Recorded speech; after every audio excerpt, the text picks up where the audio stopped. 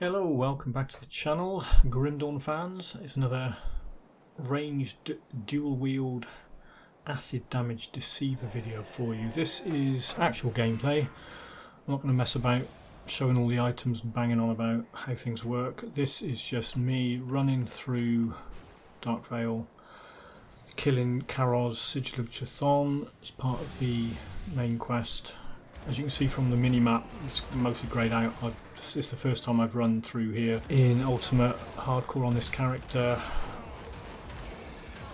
I know how it's going to go. It's going to go fine because this character is totally unkillable, as of all my hardcore characters that have died. Nah, it's fine. So what I'm going to do here is only use, well, most of the time, only use the guns. I'm not going to drop the Inquisitor Seal unless I feel like it's needed. I'm just going to be running around shooting things while keeping Blood Intrigue up. As I was saying in the video yesterday, the main point of this build is the guns do elemental damage conversion to acid damage on Blood Intrigue, so that's only working when Blood Intrigue is up. There are a few other things that items do for Blood Intrigue, like increase the life regen and the duration that Blood Intrigue stays up, which isn't really so long as you remember to activate Blood Intrigue every time the cooldown runs out, it doesn't really matter that it lasts for longer. It's not a massive benefit, but it's there, it's fine, whatever. If I forget to hit the button, then I've got another, I don't know, I think it stays up for 70 seconds rather than the original 30 that it stays up for, so yeah, you'd have to be pretty forgetful to not have Blood Intrigue active. But as you can see from this, just running around killing normal stuff, just shooting things. The damage from the guns is fine.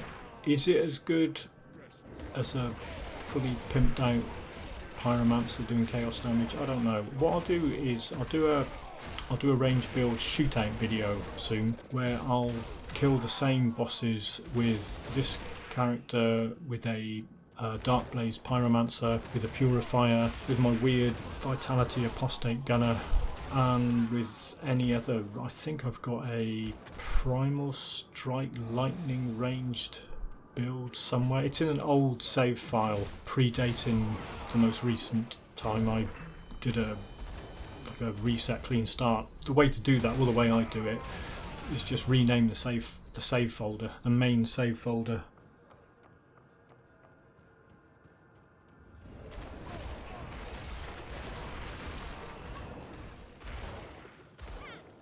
Right, what I'm doing there is I've dropped the Inquisitor Seal on the totem.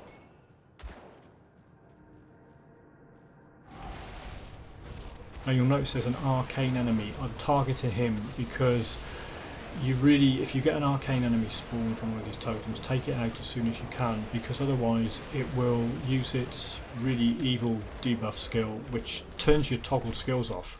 I mean, they might as well have an enemy in here that disables the pause button. It's really good for killing hardcore characters. I think if you're not playing in hardcore, it's probably not so much of a problem. It's just annoying. But what you don't want is a build that's got a whole load of toggle skills and you rely on them, and then you get an Arcane enemy that knocks them all out, so you lose all your toggle skills. So any buffs you've got, anything at all from toggle skills, are all off, and they won't come back until you switch them back on again. And that's a really, that's a really inconvenient thing to happen, because you're more likely to die then than any other time if you're relying on toggle skills and they get turned off. I don't like it, and what it means is that when I activate a totem like I did there, I look, and if there is an Arcane, well, assuming I'm going to see it in all the carnage, if there's an Arcane enemy there, I'll target that before I target anything else and get rid of it, because nothing else is quite as dangerous. Alright, things can do damage or whatever, but the fact that it can turn your toggled skills off in one go.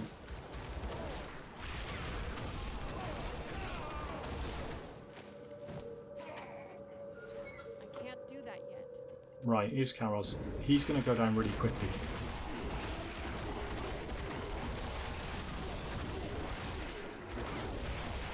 Because yeah, there he is. Now, is that as fast as the Chaos Damage Pyromancer?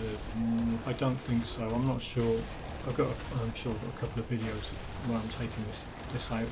I'm pretty sure he goes down quicker than he's going down here, although that is not slow. It does fill me with probably misplaced confidence that I'll be able to one day get this guy in and take Lokar out. But again, I don't need to, because I've got a couple of characters that can consistently farm Lokar. I think I've got at least 2 full Lokar sets knocking around in store. I might only have 1 done. I think I've got 2. I don't need to go, but it's that thing, isn't it, where you get a build that and you think, yeah, this one can do it, this one can do it. It's how you lose hardcore characters. You keep pushing them, and you take them to places where you think, oh, let's have one more go at this, and let's try this boss, which you don't need. It's the story stuff. I mean, the story stuff. The guy Theo, what's his, Marcel or whatever, at the end of. Hold on a sec. What am I doing here? I'm going to run out of time. Okay, I was going to start talking about Theo and Marcel in Malmouth, but I'm not going to, because this is. So what you're going to do here, always check your quest reward, like I didn't, because you might get something that doesn't completely suck. Talk to the wrong guy here when you meant to talk to the one on the right, and then hardcore tips. Number 1, use shared stash like this clever person's doing. Dump everything in there, which I didn't do, and that's it.